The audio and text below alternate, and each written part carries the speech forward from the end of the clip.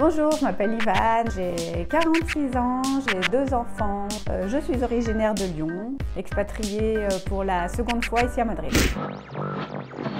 C'est vivre loin de son pays, tout simplement, mais surtout pour des raisons professionnelles. Ce qui est caractéristique à l'expatriation, c'est qu'on sait que ça n'a pas vocation à durer. Mon mari a des origines en Andalousie, donc l'Espagne nous était pas inconnue. Moi, je suis fonctionnaire dans la fonction publique territoriale. Les expatriations sont des pauses dans cette carrière professionnelle. L'arrivée à Madrid en 2012 a coïncidé exactement avec la naissance de ma deuxième fille, Juliane. Donc les 3 années de l'expatriation qui étaient déjà prévues ont coïncidé avec 3 années de congé parental. Je suis en disponibilité pour suivre mon conjoint tout le temps nécessaire. La découverte du lycée français en 2012, lors de la première expatriation, ma grande allait rentrer au CP. Elle avait fait ses 3 années de maternelle dans un petit village non loin de Lyon avec des classes uniques à chaque niveau et toutes petites classes, donc très très familiales. On arrive au lycée français et la cour de primaire grouillait de, je crois, 1500 enfants. On cherchait sa classe, je voyais CP A, B, C, D jusqu'à J ou K. Voilà, l'angoisse commençait à monter. Donc après avoir fait la réunion avec les professeurs, je l'ai laissé dans sa classe. Je suis repartie sur le long chemin qui y mène jusqu'à la sortie du lycée. Et là, je me suis mise à pleurer de toutes les larmes de mon corps en me disant que jamais ça ne pourrait aller dans cet établissement, que ça allait être horrible. Et puis non, en fait.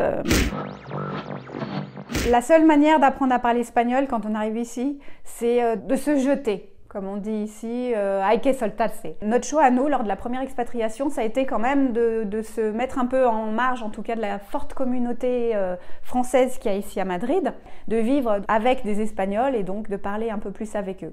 Et moi, ce qui m'a fortement aidé pour apprendre l'espagnol, c'est de finalement nous installer dans une urbanisation et de découvrir le Padel.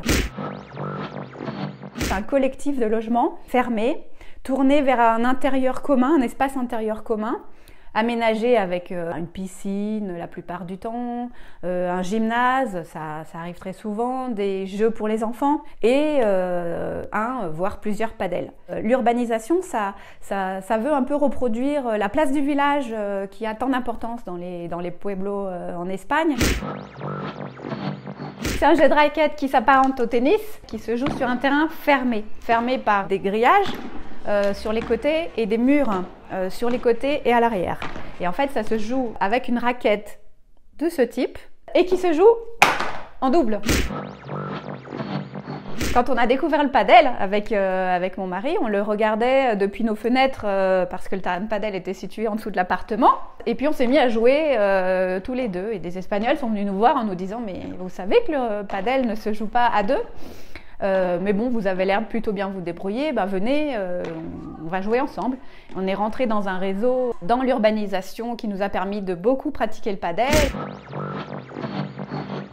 Toutes les personnes qu'on avait rencontrées ici, les expats qui rentraient nous avaient dit « Vous allez voir, ça va être horrible. » Mais même en le sachant, c'est vraiment horrible. Pour nous, et surtout pour notre plus grande, c'était le paradis perdu. Il a fallu quelques mois encore pour que la famille retombe sur ses pattes, que ma fille retrouve un équilibre, la grande. Ce qui l'a beaucoup aidé, en fait, c'est d'intégrer à Lyon une école internationale qui lui a permis de rentrer dans une section espagnole où elle a continué à pratiquer au-delà du parcours classique. Il a fallu retourner travailler. Alors en même temps, j'appréhendais un peu, mais j'étais heureuse de pouvoir retrouver mon activité professionnelle. Et puis ensuite, on cherchait du padel. Et quand on est rentré en 2015, le padel, dont on était tombé totalement accro, était pas si développé que ça à Lyon. Et du coup, on s'est investi, Stéphane et moi, surtout lui au démarrage, dans un ou 2 clubs lyonnais pour promouvoir le padel et essayer d'y faire venir des joueurs.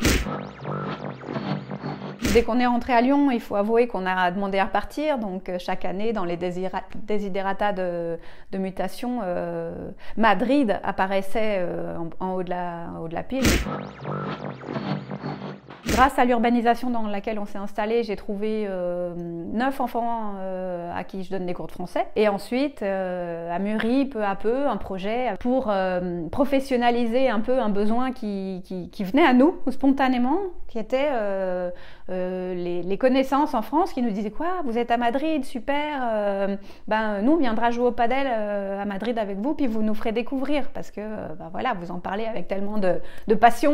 On s'est dit mais en fait il y a certainement aussi beaucoup de personnes qu'on ne connaît pas qui seraient heureuses de venir découvrir le padel à la madrilène. Peu à peu, s'est structuré le projet. Je me suis enregistrée en tant qu'autonoma ici, c'est auto-entrepreneur en France. Et on a créé X3 Padel, qui est une petite structure qui a vocation à proposer des stages de padel avec des enseignants reconnus sur la place du padel ici, dans les super clubs en fait. On a aussi essayé de trouver des clubs pour accueillir les Français ici et leur montrer que ici le padel ça se joue dans des clubs dédiés souvent et avec un esprit qui accompagne la pratique du padel, qui est cet esprit de convivialité, de solidarité, cet esprit familial. Ça se prononce postres. C'est un coup de padel assez spectaculaire, bon, que je ne pratique pas encore, bien que je m'entraîne beaucoup, qui consiste à faire sortir la balle à l'extérieur du terrain par le côté donc de la paroi, qui mesure 3 mètres. Surtout la famille et les amis, qu'on n'a pas vu depuis qu'on est arrivé ici. Certains aspects de la gastronomie française, même si on mange très très bien en Espagne, qu'on se fait très plaisir, quand même, la finesse de la pâtisserie française me manque. Les quenelles et les cuisses de grenouille.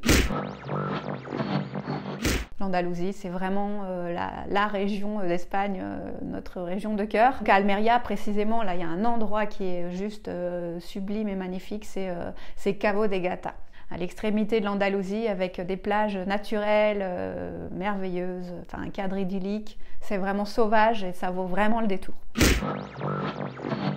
On a cette chance en fait. L'expatriation, c'est vraiment une chance. Et quand on en a l'occasion, il faut se lancer. Je le conseille à tout le monde.